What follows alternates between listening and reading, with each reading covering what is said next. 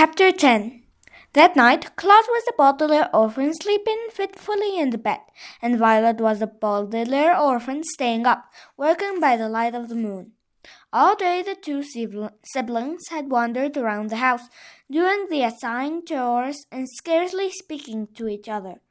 Claus was too tired and despondent to speak, and Violet was holed up in the inventing area of her mind, too busy planning to talk. When night approached, Violet gathered up the curtains that had been in Sunny's bed and brought them to the door to the tower stairs, where the enormous assistant of Count Olaf's, one who looked like neither a man nor a woman, was standing guard. Violet asked whether she could bring the blankets to her sister to make her more comfortable during the night. The enormous creature merely looked at Violet with its blank white eyes and shook its head, then dismissed her with a silent gesture.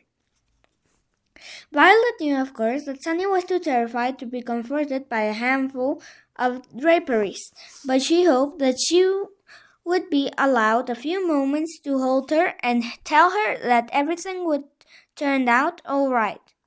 Also, she wanted to do something known in the crown industry as casing the joint. Casing the joints means observing a particular location in order to formulate a plan. For instance, if you are a bank robber, although I hope you aren't, you might go to the bank a few days before you plan to rob it. Perhaps, wearing a disguise, you would look around the bank and observe security guards, cameras, and other obstacles, so you could plan how to avoid capture or death during your burglary. Violet, a law-abiding citizen, was not planning to rob a bank, but she was planning to rescue Sunny, and was hoping to catch a glimpse of the tower room in which her sister was being held prisoner, so as to make her plan more easily. But it appeared that she wasn't going to be able to case the joint after all. This made Violet nervous as she sat on the floor by the window, working on her invention as quietly as she could. Violet had very few materials with which to invent something, and she didn't want to wander around the house looking for more for fear of arousing the suspicions of Count Olaf and his troop. But she had enough to build a rescuing device. Above the window was a sturdy metal rod from which the curtains had hung, and Violet took it down.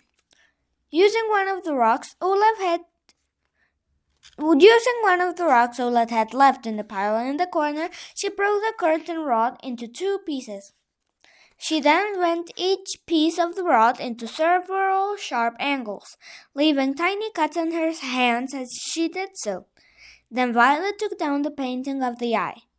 On the back of the painting, as on the back of many paintings, was a small piece of wire to hang on the hook. She removed the wire and used it to connect the 2 pieces together. Violet had now made what looked like like a large metal spider. She then went over to the cardboard box and took out the ugliest of the clothes that Mrs. Poe had purchased, the outfits the Baudelaire orphans would never wear, no matter how desperate they were. Working quickly and quietly, she began to tear these into long, narrow strips, and to tie these strips together. Among Violet's many useful skills was a vast knowledge of different types of knots. The particular knot she was using was called the double stung. A group of female Finnish pirates invented it back in the 15th century and named it the double stung because it was twisted this way and that in a most complicated and eerie way. The double stung was a very useful knot, and when Violet tied the cloth strips together end to end, it formed a sort of rope. As she worked, she remembered something her parents had said to her when Claus was born, and again when they brought Sunny home from the hospital. "You are the eldest Baudelaire child," they had said kindly but firmly. "And as the eldest, it will always be your responsibility to look after your younger siblings. Promise us that you will always watch out for them and make sure they don't get into trouble." Violet remembered her promise and thought of Claus, whose bruised face still looked sore, and Sunny, dangling from the top of the tower like a flag, and began working faster. Even though Count Olaf was of course the cause of all this misery, Violet felt as if she had broken her promise to her parents and vowed to make it right. Eventually, using enough of the ugly clothing, Violet had a rope that was, she hoped, just over 30 feet long. She tied one end of it into the metal spider and looked at her handiwork.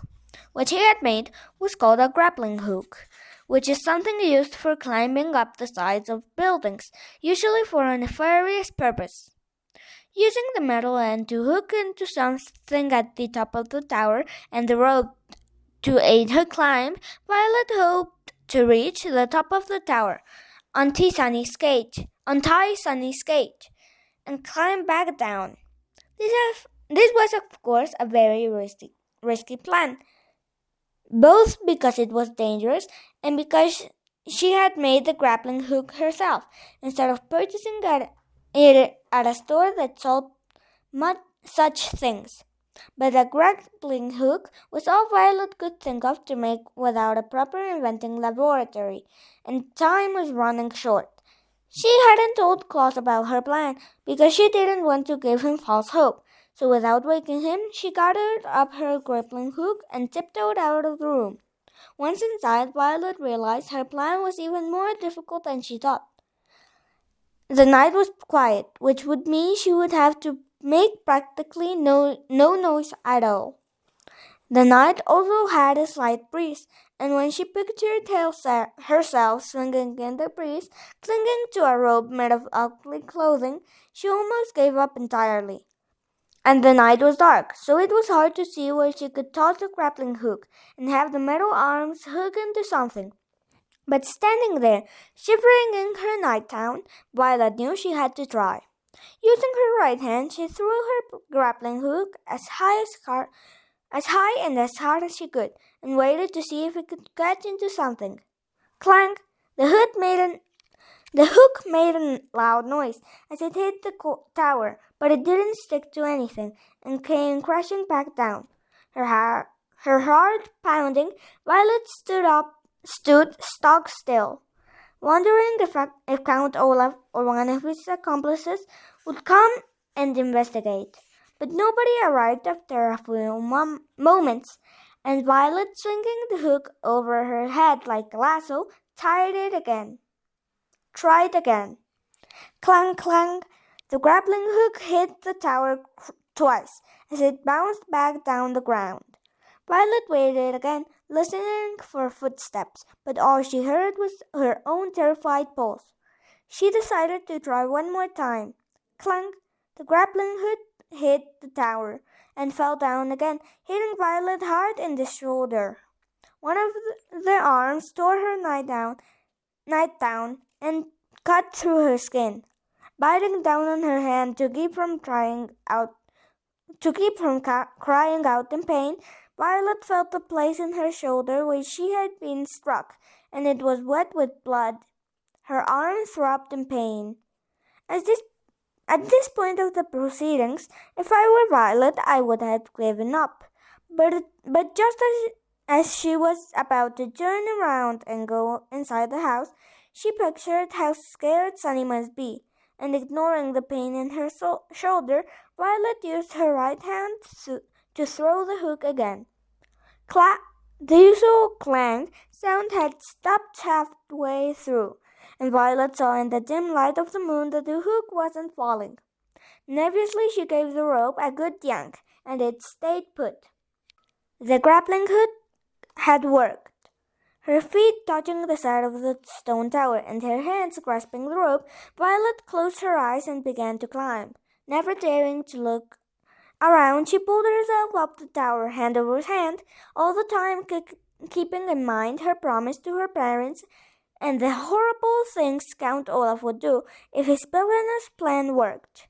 The evening wind blew harder and harder as she climbed higher and higher, and several times Violet had to stop climbing as the rope moved in the wind. She was certain that at any moment the cloth would tear or the hook would slip and Violet would be sent tumbling to her death. But thanks to her adroit inventing skills, everything worked the way it was supposed to work, and suddenly Violet found herself feeling a piece of metal instead of a cloth rope. She opened her eyes and saw her sister Sunny, who was looking at her frantically and trying to say something past the strip of tape. Violet had arrived at the top of the tower, right at the window where Sunny was tied. The eldest Baudelaire orphan was about to grab her sister's cage and begin her descent when she saw something that made her stop. It was the spidery end of the grappling hook onto something which after several attempts had finally stuck onto something in the tower. Violet had guessed during her climb that it had found some notch in the stone or part of the window or perhaps a piece of furniture inside the tower room and stuck there. But that wasn't what the hook had stuck on. Violet's grappling hook had stuck on another hook. It was one of the hooks in the hook-handed man, and in his other hook, Violet saw was a glinting in the moonlight as it reached right toward her.